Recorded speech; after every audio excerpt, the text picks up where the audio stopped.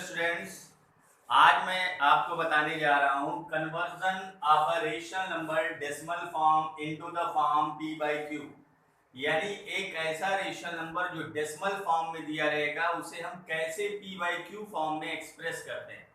आइए हम इसको देखते हैं। एनसीईआरटी का एक्सरसाइज 1.3 का क्वेश्चन नंबर 3 का फर्स्ट लेते हैं। इसके लिए एनसीईआरटी का एक क्वेश्चन लेते हैं। इसका फर्स्ट पार्ट ये था, express 0.6 bar in the form p by q, और दूसरा था express 0.47 bar in the form p by q। ध्यान से देखिएगा, यहाँ जो बार लगा हुआ है 7 पे लगा हुआ है। 4 इज फ्री फ्रॉम बार, यानी only 7 is repeating, 4 is not repeating. तो आइए सबसे पहला वाला करके देखते हैं। सबसे पहले क्या करते हैं कि जो आपका दिया हुआ है उसे x सपोज करते हैं। 0.6 बार को हमने क्या सपोज किया, x। 0.6 बार ये x सपोज किया, और 6 बार का मतलब होता है, जैसे ही आप यहाँ बार का मतलब होता है 6 6 6 ऐसे रिपीट करेंगे एंड सो ऑन, यानी इसी तरह से आगे भी। और इसको हमने इक्वेशन नंबर 1 नाम दिया है। This is equation number 1। अब उसके बाद दूसरा स्टेप ये है कि अपनी इस इक्वेशन को हम 10 से मल्टीप्लाई करेंगे। 10 से इधर भी, 10 से इधर भी। जब आप 10 से इधर मल्टीप्लाई करेंगे तो ये हो जाएगा 10x, और जब आप इधर 10 से मल्टीप्लाई करेंगे तो ये पॉइंट एक प्लेस राइट साइड पे एक प्लेस शिफ्ट कर जाएगा, यानी ये हो जाएगा 6.6666 एंड सो ऑन। बहुत ध्यान से देखिएगा, आपने 10 से इधर मल्टीप्लाई किया, 10 से इधर मल्टीप्लाई किया। जब आपने इधर मल्टीप्लाई किया तो पॉइंट एक डिजिट आपका राइट प्लेस पे शिफ्ट हो जाएगा, तो ये वैल्यू हो जाएगी 6.66 एंड सो ऑन। अब ये हो गई इक्वेशन नंबर 2। अब हम क्या करेंगे, इन दोनों इक्वेशन को सब्ट्रैक्ट करेंगे, यानी इक्वेशन 2 में से इक्वेशन 1 को सब्ट्रैक्ट किया जाएगा। 2 माइनस 1, 2 माइनस 1। बहुत ध्यान से देखिएगा, ये हो गया 10x माइनस x, और इधर जब आप सब्ट्रैक्ट करेंगे, इधर जब आप सब्ट्रैक्ट करेंगे तो पॉइंट के बाद सारे के सामने दोनों इक्वेशन में पॉइंट के बाद सारे डिजिट सेम है, तो इसलिए पॉइंट के बाद सब क्या हो जाएगा, 0 हो जाएगा। तो ये क्या सब्ट्रैक्ट होगा, 6 माइनस 0 6, और ये आपका पॉइंट के बाद सब क्या हो गया, 0। अब आप जानते हैं कि पॉइंट के बाद चाहे जितने 0 वो मीनिंगलेस होता है, उसकी वैल्यू 6 होगी। तो ये हो गया 6, और ये सारे क्या हो गए, 6 में से सारे के सारे 0 हो गए, पॉइंट के बाद सब 0 हो गया। अब ये हो गया 9x इज इक्वल टू 6, तो यहां से x की जो वैल्यू आई 6/9। 3 से ये दोनों डिविजिबल है, 3 से जैसे ही डिवाइड होगा 3 2 जा 6, 3 3 जा 9, तो ये वैल्यू हो गई x इज इक्वल टू 2/3। तो हेंस आपने क्या देखा, आपने ये देखा कि 0.6 बार को जब हम p बाई q फॉर्म में रिप्रेजेंट करते हैं तो उसकी वैल्यू क्या होती है, 2/3।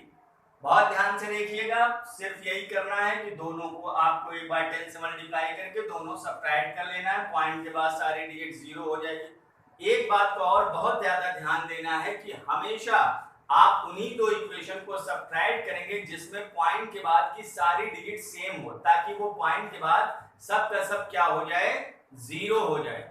ठीक है, अब ये देख लीजिए इस तरह से। इसी तरह से मैं आप क्वेश्चन नंबर 2 इसका सेकंड पार्ट मैं आपको बताने जा रहा हूं, जिसमें सिर्फ 7 रिपीटिंग है। अब जो है इसी तरह से दूसरा वाला देखिएगा, इसको भी वैसे ही हम क्या करेंगे, सेकंड पार्ट जो है आपका, इसको भी हम करेंगे x is equal to 0.4777 and so on, यानी this is also assume to be x, ये आपने x माना। अब ये हो गई इक्वेशन नंबर 1। जैसे आपने इसके पहले वाले क्वेश्चन में 10 से मल्टीप्लाई किया था, उसी तरह से आप इसमें भी क्या करेंगे, 10 से मल्टीप्लाई करेंगे। दोनों साइड पे, लेफ्ट और राइट दोनों साइड पे 10 से मल्टीप्लाई करना, तो ये हो जाएगा 10x, और जब ये 10 से मल्टीप्लाई होगा तो पॉइंट एक डिजिट आगे शिफ्ट करेगा, तो ये हो जाएगा 4.777।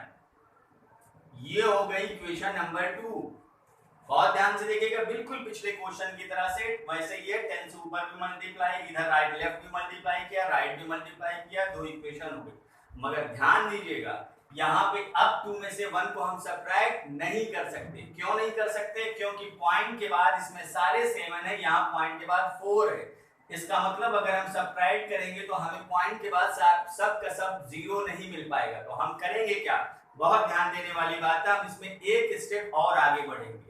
एक स्टेप और आगे बढ़ने के बाद जैसे हमने 10 से मल्टीप्लाई किया उसी तरह से अब हमें 100 से मल्टीप्लाई करना पड़ेगा। अब इसी इक्वेशन को हमें 100 से मल्टीप्लाई करना पड़ेगा। तो जब आप 100 से मल्टीप्लाई करेंगे इसको तो ये 100x हो गया।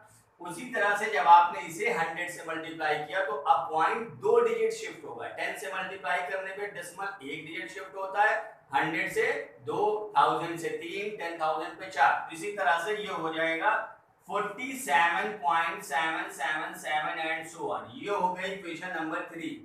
अब हम यहाँ पे ये देखेंगे कौन सी ऐसी दो इक्वेशन है जिसमें दोनों में पॉइंट के बाद सब सेम है। तो ये 2 और 3 ऐसी दो इक्वेशन है जिसमें पॉइंट के बाद ये सब सेम है, ये सब सेम है।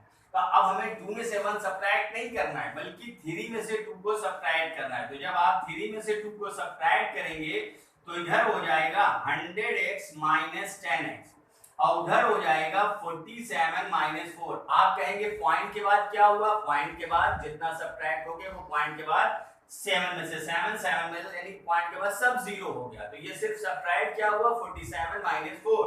तो अब ये हो गया आपका 90x और ये हो गया 43। तो यहां से आपने ये देखा x is equal to 43 upon 90।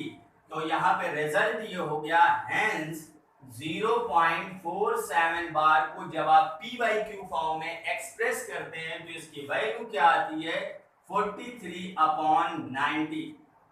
आपको ये दोनों क्वेश्चन बहुत अच्छी तरह से समझ में आया होगा। अब मैं आपको इसी के बाद एक बहुत इंटरेस्टिंग फैक्ट बताने वाला हूं जिसे आप ट्रिक के जरिए, एक छोटी सी ट्रिक मैं बताने जा रहा हूं जिसमें आपको बहुत मजा आएगा और बहुत अच्छा लगेगा। एक ट्रिक के जरिए बिना सॉल्व किए हुए, बिना इक्वेशन बनाए हुए उसकी वैल्यू पे आप डायरेक्ट पहुंच जाएंगे, उसकी वैल्यू डायरेक्ट बता देंगे। देखिएगा बहुत ध्यान से। आपको अब देखिएगा मैं आपको ट्रिक बताने जा रहा हूं कि क्या ट्रिक है। ट्रिक देखिएगा बहुत ध्यान से। फर्स्ट पार्ट 0.6 बार था, इसकी एक ट्रिक बहुत इंटरेस्टिंग है। देखिएगा आपने ये देखा कि एक डिजिट ऐसी है जिस पे बार लगा हुआ है। तो सबसे पहले क्या करेंगे, ये एक लाइन ऊपर 6 बार नहीं, अगर एक डिजिट पे बार लगा हुआ है तो नीचे आप क्या लिख देंगे 1 टाइम 9।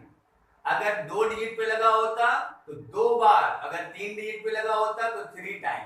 तो आपने ये देखा कि 0.6 बार है, बार हटा के ऊपर लिखा न्यूमरेटर पे 6, एक डिजिट है पे बार लगाओ तो एक बार लाइन कैंसिल किया, 3 2 जा 6, 3 3 जा 9, ये हो गया 2/3। आपने देखा जो पिछले आपने इक्वेशन बना के सॉल्व की थी कितनी आसानी से आ गया।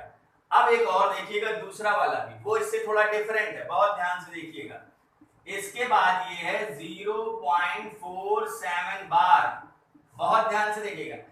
ये ट्रिक कहां अप्लाई होगी, ये ट्रिक वहां अप्लाई होगी जहां पॉइंट के बाद सारी की सारी डिजिट रिपीटिंग हो, यानी कोई ऐसी डिजिट ना हो कि जो रिपीट न करे, सब रिपीट करे। लेकिन यहाँ पे आप देखिए 7 रिपीटिंग है, 6 और ये 4 जो है नॉन रिपीटिंग है, तो इसमें ये वाला अप्लाई हम नहीं कर सकते हैं। तो यहाँ क्या करेंगे, बहुत ध्यान से देखिएगा। अब ऊपर क्या करेंगे 47 लिखेंगे, बहुत ध्यान से देखिएगा 47। नीचे एक डिजिट के ऊपर क्या लगा हुआ है, बार लगा हुआ है, ये हो गया 9, 47 अपॉन 9। अब उसके बाद हम ये देखेंगे कितनी डिजिट ऐसी है जिस पे बार नहीं लगा है। एक डिजिट पे बार नहीं लगा है तो जो नहीं लगा है जितनी डिजिट पे उतनी ही बार 0 लिखेंगे। ये या एक डिजिट पे बार नहीं लगा, ये 0 हो गया, बहुत ध्यान से देखिएगा। अब ऊपर क्या करेंगे, जिस डिजिट पे बार नहीं लगा उसको 47 में से क्या करेंगे सब्ट्रैक्ट कर देंगे। तो ये हो गया 43 अपॉन 90। बहुत ध्यान से देखिएगा, ये देखिए 47 पहले लिखा, फिर जो नॉन रिपीटिंग था उसे माइनस किया, 7 पे बार लगा तो 9 0। एक और देख लिया और क्लियर हो जाएगा। एक और बहुत ध्यान से 0.35 बार अगर होता तो क्या होता, बहुत ध्यान से, तो ऊपर हो जाता पूरा 35 और 3 जो नॉन रिपीटिंग है उसे माइनस कर दिया और नीचे क्या होता है, एक डिजिट पे है तो 9 और एक नॉन रिपीटिंग है तो एक 0, तो ये क्या होता है 32/90। बहुत ध्यान से देखिएगा। इसी तरह से एक क्वेश्चन इस तरह से भी हो सकता है 0.001 और ये पूरे पे लगा हो बार, पूरे पे बार लगाओ, यानी 001 ये पूरा 3 डिजिट रिपीट करता जा रहा है ब्लॉक। इसके लिए क्या करते, ऊपर जो है 1 लिखते, यहाँ पे कुछ सब्ट्रैक्ट नहीं होगा, क्यों, क्योंकि सारी डिजिट रिपीट कर रही, कोई नॉन रिपीटिंग नहीं है। तो 1 कितनी डिजिट रिपीट कर रही है, 3, तो कितनी टाइम्स 9 लिखा जाएगा, 3 टाइम्स 9 लिखा जाएगा। तो इसकी वैल्यू क्या होगी 1/999। Okay student, thank you for watching the video. आपको बहुत अच्छा लगा होगा, बहुत मजा आया होगा। जो भी कंफ्यूजन्स आपके डाउट्स होंगे उसको कमेंट बॉक्स में जरूर शेयर कीजिएगा, वो सॉल्व किया जाएगा। थैंक